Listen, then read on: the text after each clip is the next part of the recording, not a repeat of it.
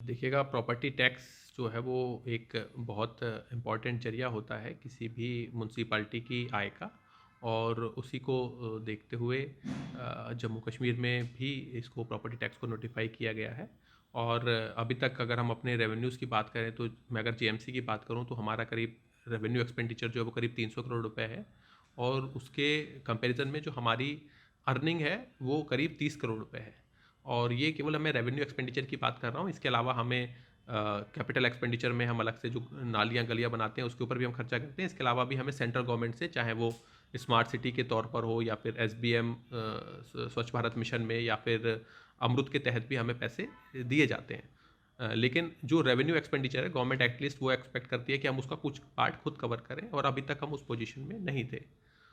और उसी को अपने स्ट्रेंथन करने के लिए ये प्रॉपर्टी टैक्स नोटिफाई किया गया है। अगर आप पूरे दुनिया में या फिर पूरे हिंदुस्तान की अगर हम बात करें, तो हर जगह हमारे हर शहर में, हर जगह पर जो भी म्यूनसिपल कॉरपोरेशंस हैं, म्यूनसिपल बॉडीज़ हैं, वो रेवेन्यू टैक्स कलेक्ट करती हैं। और अगर हम भी सेम सर्विस लेवल चाहते हैं, तो जी, हमें भी जो है उसको पे करने के लिए तैयार रहना चाहिए। और जी, जम्मू के लोग जो हैं उन्होंने वो हमेशा जो इसमें कोऑपरेटिव ही रहते हैं।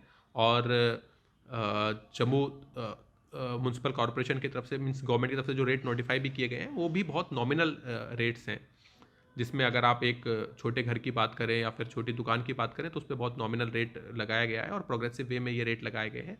जिससे कि जो छोटे दुकानदार हैं वो भी हर्ट ना हो, और उसके साथ साथ जो हम रेवेन्यू जो है वो भी जनरेट कर पाएँ। यादव जी, हमने कई लोगों से बातचीत की है कि वो कह रहे हैं कि हमारे जम्मू कश्मीर की वो स्थिति नहीं है जो बाकी हिंदुस्तान की, यूटी, दिल्ली की या चंडीगढ़ में। वहाँ यूनिवर्सिटीज़ है, वहाँ प्राइवेट प्राइवेट कारोबार है, इंडस्ट्रीज़ है। हमारे यहाँ अनएम्प्लॉयमेंट कितनी है, हमारे यहाँ उतना रेवेन्यू सोर्स ऑफ इनकम नहीं है एट पार दिल्ली के साथ बात करेंगे या चंडीगढ़ से। क्या कहना चाहते हैं इसके ऊपर? देखिएगा, इसमें भी अगर हम अनएम्प्लॉयमेंट की या फिर उसकी भी बात करते हैं कि हमारा अनएम्प्लॉयमेंट रेट उतना हाई नहीं है जिस तरह से कई बार मिसरिप्रेजेंट किया जाता है। और जम्मू और कश्मीर का हम जो और यहाँ पर जैसे आप बात कर रहे हैं कि इकोनॉमिक ग्रोथ जो है हो सकता है कि दिल्ली के लेवल की नहीं हो, तो यहाँ पर जो रेट है वो भी दिल्ली से बहुत ज़्यादा कम रखे गए हैं। तो जिस लेवल पे कि अगर हमारी जो है ग्रोथ, क्योंकि हमारे जो इकोनॉमिक एक्टिविटी यहाँ पर दिल्ली के मुकाबले कम है, तो यहाँ पर जो टैक्स भी जो नोटिफाई किया गया है वो भी दिल्ली के मुकाबले बहुत कम नोटिफाई किया गया है। तो उसको ध्यान में रखते हुए गवर्नमेंट ने ये नोटिफाई किया है कि सो दैट हमारी इकोनॉमिक प्रोग्रेस भी हट ना हो, और उसके साथ साथ लोग भी हट ना हो, और उसके साथ साथ म्यूनसिपल बॉडीज़ जो हैं वो भी अपने रेवेन्यू कुछ रेवेन्यू जनरेट कर पाएँ, सो दैट वो नए प्रोजेक्ट स्टार्ट कर सकें। और जब फाइनेंशियल हेल्थ बेहतर होती है, किसी शहर की अगर फाइनेंशियल हेल्थ बेहतर होती है, तो वो बेहतर इंफ्रास्ट्रक्चर पर इन्वेस्ट कर पाता है, जी, जिससे कि उस शहर में एमिनिटीज़ डेवलप होती हैं, उससे और ज़्यादा इन्वेस्टमेंट आता है। तो जो एक अच्छा माहौल बनता है इन्वेस्टमेंट के लिए। फॉर एग्जांपल, अगर हम अपने पड़ोसी देश की बात करें, तो वो टैक्स नहीं ले रहे, टैक्स कैलकुलेट उन्होंने नहीं लिया, इसकी वजह से आज की डेट में वो डिफ़ॉल्ट की हालत में पहुंच चुके हैं। तो आज की डेट में पाकिस्तान में कोई भी इन्वेस्टमेंट नहीं करना चाहता है। जी, जी, उसके बनस्पत जहाँ पर हम बेहतर जो है हम थोड़ा बहुत टैक्स लेकर अगर हम उसको इंफ्रास्ट्रक्चर में इन्वेस्ट कर रहे हैं, बेहतर सर्विसेज दे रहे हैं, तो लोग आपके पास अट्रैक्ट होते हैं इन्वेस्टमेंट करने के लिए। सो हमने ये डिसाइड करना है कि हमने अपने शहर को किस डायरेक्शन में लेकर जाना है। क्या हम अपने शहर को एक ऐसी डायरेक्शन में लेकर जाना चाहते हैं जिसमें हम एक विशियस साइकिल में फंस जाएं, जिसमें हम बोल रहे हैं कि हमारी इकोनॉमिक एक्टिविटी उतनी नहीं है, जिसकी वजह से हम टैक्स नहीं दे सकते, जिसकी वजह से जो है अगर टैक्स नहीं होगा तो म्यूनसिपल बॉडीज़ जो होंगी उनकी अर्निंग कम होगी, तो वो आपको बेहतर सर्विसेज नहीं दे पाएंगी। शहर का इंफ्रास्ट्रक्चर डे बाई डे जो है वो उतना नहीं सुधार पाएंगे जितना सुधारना चाहिए, और उसकी वजह से आपकी इकोनॉमिक एक्टिविटी और कम होगी, क्योंकि फिर से कोई पर्सन जो है वो इन्वेस्टमेंट करने में वो जो है वो हेजिटेट होगा, क्योंकि आपकी इकोनॉमिक एक्टिविटी उतनी नहीं है। या फिर हम अपने शहर को एक पॉजिटिव साइकिल में लेकर जाना चाहते हैं, जहाँ पर कि हम जो है वो हम टैक्स के से जो रेवेन्यू कलेक्ट करें, जिसकी वजह से हम इन्वेस्टमेंट करें और शहर में बेहतर गलियां, बेहतर नालियां, बेहतर सड़कें, बेहतर लाइटिंग, स्ट्रीट लाइट की व्यवस्था दे पाएँ, जिससे कि और ज़्यादा इन्वेस्टमेंट जी। आए और एक पॉजिटिव साइकिल ऑफ डेवलपमेंट बने।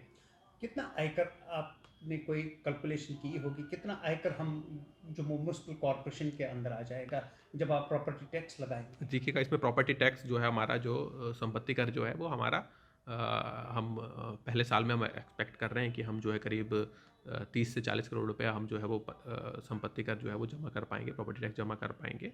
और क्योंकि एक प्रोग्रेसिव थिंग है कि ओवर द पीरियड लोगों में अवेयरनेस आएगी कि किस तरह से प्रॉपर्टी टैक्स से जो है एक पॉजिटिव माहौल बनता है, और प्रॉपर्टी टैक्स के जो डॉक्यूमेंट होते हैं वो खुद की भी आपकी एक ओनरशिप प्रूफ करने के, एक तरीके से ओनरशिप को इस्टेब्लिश करने के, ओनरशिप के क्लेम करने के वो डॉक्यूमेंट बन जाते हैं। तो एक पॉजिटिव जो है वो एक इसमें मतलब लोगों में जागरूकता आएगी, तो लोग उस तरह से जो है टैक्स दे पाएंगे, और जिससे हमारी की टैक्स कलेक्शन और भी बढ़ पाएगा। अभी भी आज की डेट में जैसे मैंने आपको बताया कि 300 करोड़ रुपए अगर हम हमारा रेवेन्यू एक्सपेंडिचर है तो 30 करोड़ रुपए हम कमा रहे हैं, तो अभी भी एक बड़ा पार्ट जो है वो गवर्नमेंट फंड कर रही है हमें। उसके बाद भी हमें गवर्नमेंट के सपोर्ट की जरूरत जरूर पड़ेगी, but we will be able to जो है हम जो है कुछ एक्स्ट्रा हमारे पास अगर फंड आएगा तो उसको हम यूटिलाइज कर पाएंगे डेवलपमेंट के लिए। हर साल की तरफ प्रॉपर्टी टैक्स का आयकर कब कब कितना परसेंट बढ़ता जाएगा, कितने सालों के बाद बढ़ेगा और कितना बढ़ेगा? देखिएगा इसमें कि 3 साल के लिए तो हमारा जो है एक ब्लॉक में इसमें डिसाइडेड है कि 3 साल तक तो ये हम इसको जो है ये फिक्स रहेगा, और उसके बाद भी जो है क्या इसको बढ़ना है कि नहीं बढ़ना है, it will be the decision will be taken by then dispensation means as on date in 2023. I cannot comment what will happen in 2026 or what will happen in 1 year down the line.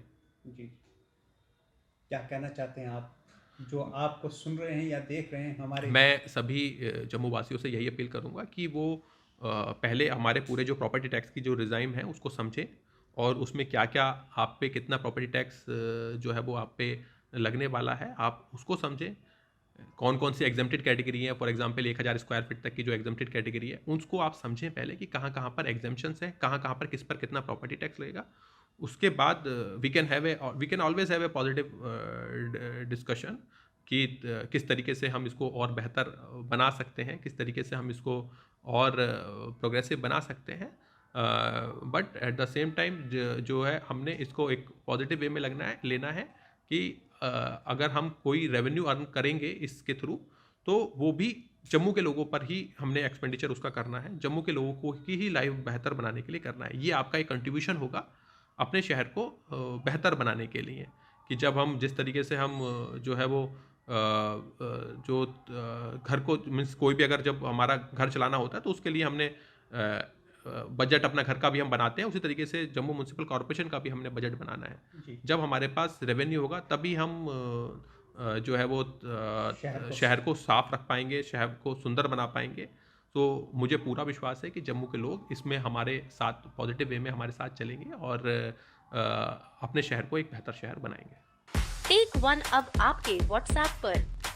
WhatsApp करिए hi 9728253663 पर।